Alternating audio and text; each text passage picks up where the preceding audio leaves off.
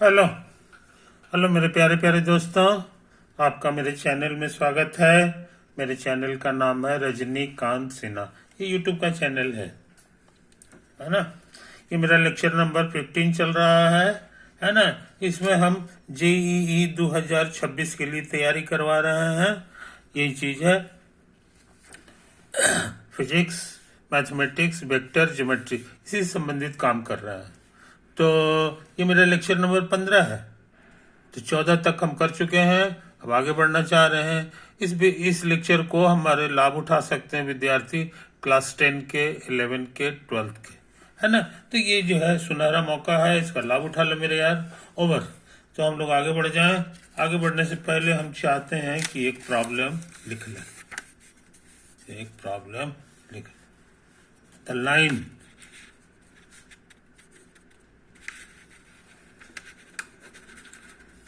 joining the vertices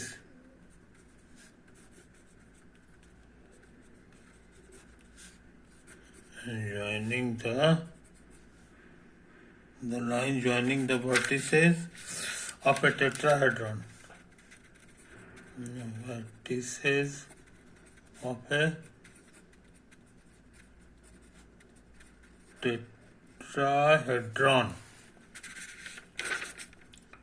tetrahedron to the centroid of the area of the opposite faces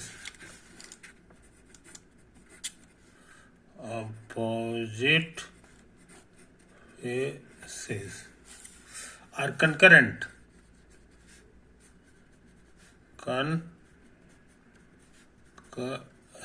ये prove करना है। तो बिना लेट किए हुए हम लोग जो है टेट्राहेड्रन का फोटो बना दें।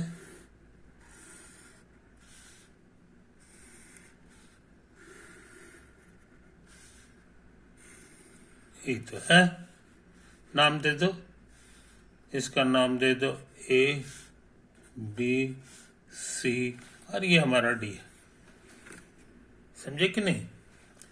ये तो टेट्राहेड्रन का फोटो हमने बना दिया।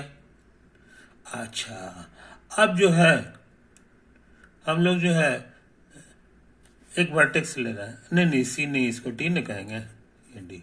ये वर्टेक्स चूज कर लिए, तो इसका अपोजिट एज कौन सा है इसको समझ लो। यही वाला जो अपोजिट एज नहीं, अपोजिट फेस, ये वाला कहला जाएगा opposite face of vertex D.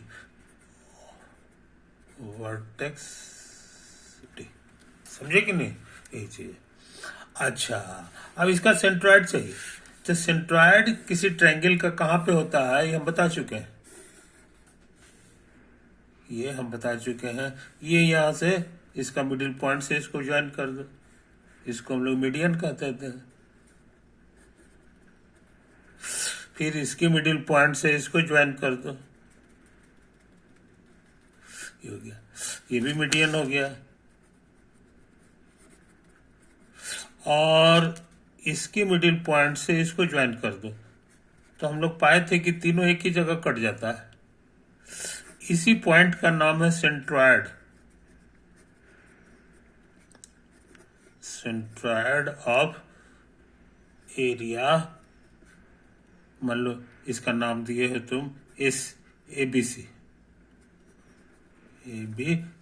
ये तुम्हारा ए है, ये बी है, ये तुम्हारा सी है ना। इसका पोजीशन वेक्टर ए है, इसका पोजीशन वेक्टर बी है और इसका पोजीशन वेक्टर सी। तो ये सेंट्रॉइड जो होता है इसका पोजीशन वेक्टर क्या होता है? इट्स सेंट्रॉइड, इसका नाम दे दो जी, सेंट्रॉइड जी। समझे कि नहीं? तो जी का पोजीशन वेक्टर क्या होता है ये हम सीख चुके हैं। सबको जोड़ के 3 से भाग देना पड़ता है। तो सेंट्रॉइड का ये फॉर्मूला हम लोग को भूलना नहीं चाहिए, समझे कि नहीं। तो यहाँ वही वाली बात है, यहाँ हमको सेंट्रॉइड लेना है। तो ये जो सेंट्रॉइड है इसका नाम दे दो G4 ऑफ एरिया ABC, समझे कि नहीं। इसका पोजीशन वेक्टर क्या होगा ये बताना आसान है। मान लो इसका पोजीशन वेक्टर A है, इसका B है, इसका C है और इसका D। तो ये जो एरिया बना हुआ है ABC से बना हुआ है। तो अभी के पढ़ाई के अनुसार सेंट्रॉइड हमारा यही हो गया A plus B plus C by 3, समझे, कोई दिक्कत। अब कह रहा है ना कि इसको जो है ना इस जो सेंट्रॉइड है इससे इसको मिला दो, यही हो गया। अब हम चाह रहे हैं इसको 4 बराबर हिस्सा में बांट दें, तो ऐसे ऐसे ऐसे, आई बात समझ में, कोई दिक्कत नहीं। अब इधर से 3 हिस्सा रहने दो, ये वाला। तो ये पॉइंट इसको बांट रहा है 3:1 में, 3:1 है कि नहीं। और ये जो पॉइंट है इसका कुछ नाम दे दो, इसका नाम तुम दे दो H4। तो H4 का पोजीशन वेक्टर क्या होगा ये बताना आसान है।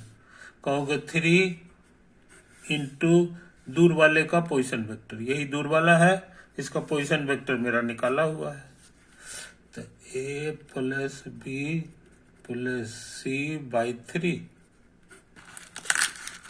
फिर प्लस, अब 1 टाइम्स ये वाला,